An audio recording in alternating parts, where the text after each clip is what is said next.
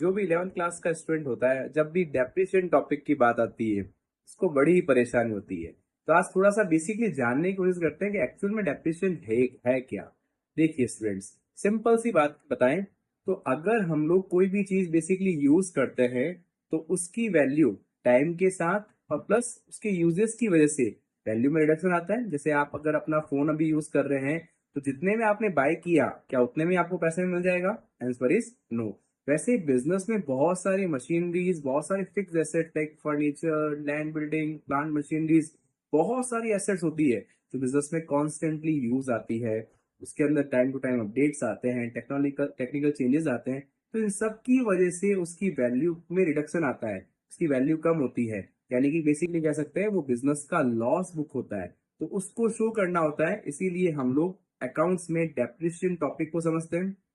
जो value reduction होता है उसी को हम डेप्रिसिएशन कह सकते हैं स्टूडेंट्स।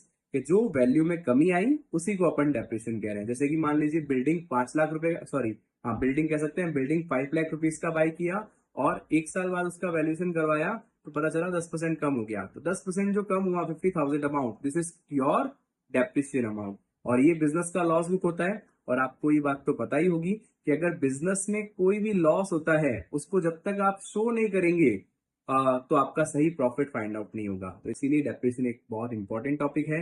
नेक्स्ट वीडियो में अपन बात करेंगे कि डेप्रिसिएशन के कितने मेथड्स होते हैं और कैसे उसको अप्लाई करते हैं।